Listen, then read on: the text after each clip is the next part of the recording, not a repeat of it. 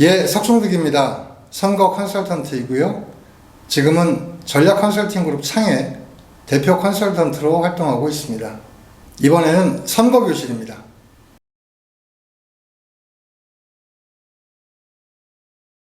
전략 컨설팅 그룹 창이 함께하는 실전 선거교실 41번째 시간, 말이 진짜 표되나 3연설 만만치 않다 편 시작하겠습니다. 연설은 설득이다. 그리고 더 나아가서 연설은 선동이다. 연설은 고개를 끄덕이게 하는 것이고, 연설은 함께 뛰쳐나가게 하는 것이다. TV 인터뷰가 그렇게 모아질 수 있다면 정말 좋겠다. 그래서 무언가를 설명하려고 하기보다는 가급적이면 설득할 수 있고 선동할 수 있도록 구조화하는 것이 필요하다. 짧은 연설도 있고요. 긴 연설도 있습니다.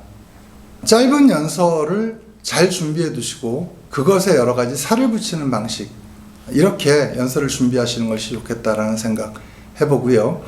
연설을 하는 데 있어서 많은 유의점들이 있지만 그 중에 특별히 7가지를 뽑아서 여러분들께 소개를 드리려고 합니다. 우선 첫 번째, 자세와 태도가 중요하다는 것입니다. 심지어 복장도 연설입니다. 어떤 옷을 입고 어떤 이야기를 하는지 이것도 매칭해야 되고요. 기본적으로 내 복장이 우리 유권자들 또 이 자리에 모여있는 사람들에게 비춰지는 나의 예의이자 나의 이미지의 첫 관문이다라는 생각을 가지고 준비하실 필요가 있겠고요. 그때 어떤 자세를 가지고 어떤 태도로 임하는가, 이것에 유의할 필요가 있다라는 말씀이고요. 두 번째는 모두를 대상으로 해서 설득을 한다라고 하는 것은 전문가들도 쉽지가 않습니다. 그래서 연설의 내용도 그렇고 연설의 시선 처리도 그렇고 내가 한 사람을 향하는 감정과 크기로 말하는 것, 이렇게 훈련을 좀 해둘 필요가 있다는 것입니다. 그래서 웅변을 하기보다는 오히려 요즘 최근의 연설은 대화하듯 연설을 풀어가는 것, 이게 자연스럽고 상대방들을 설득하고 선동하기가 좋다라고 하는 것이고요. 세 번째는 속도입니다. 속도는 사람들이 너무 빠르다, 그러니까 좀 천천히 해라. 특히 방송 나갔을 때는 생각보다 얘기를 너무 빨리 하는 것 같아서 못 알아듣는 경우가 많다, 이렇게 말씀들 하시는데, 실제로 그렇게 또 천천히 느리게 하게 되면 영 그 호흡이 유권자들과 맞지 않아서 외면하게 되는 그런 경우도 왕왕 생기게 된다는 점. 그래서 중요한 것은 청중과의 호흡이다. 잘 알아들을 수 있는 이야기라면 좀 빨리빨리 해도 됩니다. 오히려 그래서 긴장감을 더 주고 사람들을 끌어내는 그런 힘이 있는 것이죠.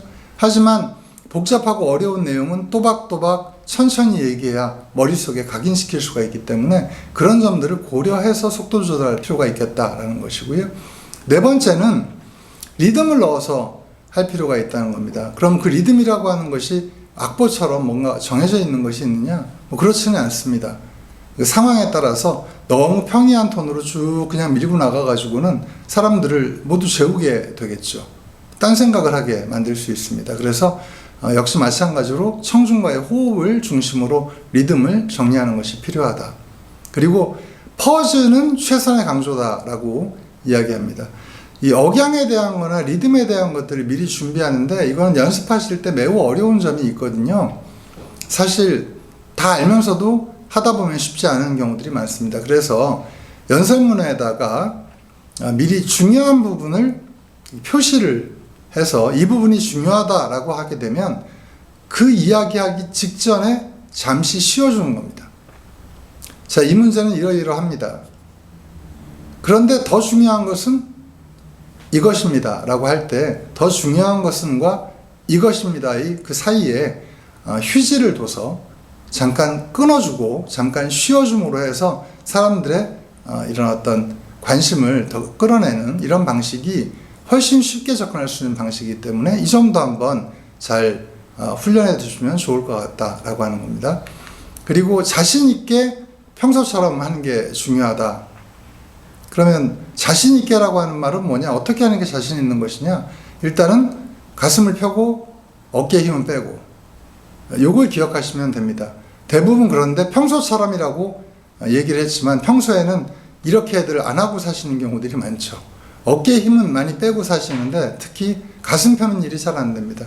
그래서 선거에 들어가기 전에 이런 인터뷰라든지 연설이라든지 이런 거에 대비해서 가슴을 펴는 훈련도 미리 해두면 좋을 것 같다. 마지막입니다. 완벽하게 하려고 합니다. 혀가 굳어서 한 번 더 하면 잘한다. 뭐 이런 등등의 생각들을 머릿속에 계속 넣고 있다 보면 이게 긴장하는 것이 오히려 연설 전체에 방해를 주는 경우들도 얼마든지 있거든요. 그래서 자신감의 다른 표현입니다만 조금 틀려도 괜찮다. 어차피 대중은 흐름으로 이해하는 거지. 내가 그 부분들을 조금 틀렸다고 해서 그 부분에 꽂혀가지고 전체 내용이 흐려지지는 않는다. 이를테면 콘서트장에서 기타리스트가 기타를 치는데 중간에 기타 줄이 끊어졌다. 그때에도 개의치 말고 기타 줄이 끊어지지 않은 것처럼 연주를 마무리 지으면 대중들은 좋은 연주였다라고 전체적인 이해를 가지고 박수를 쳐주는 것인데, 기타 줄이 끊어진 것 자체에 영향을 받아서 공연을 중단한다든지 혹은 계속 그게 신경 쓰여서 그거에 신경을 쓰면서 무언가를 한번 해보려고 해서는 좋은 연주가 되기가 어려운 측면이 있거든요. 연설도 마찬가지입니다.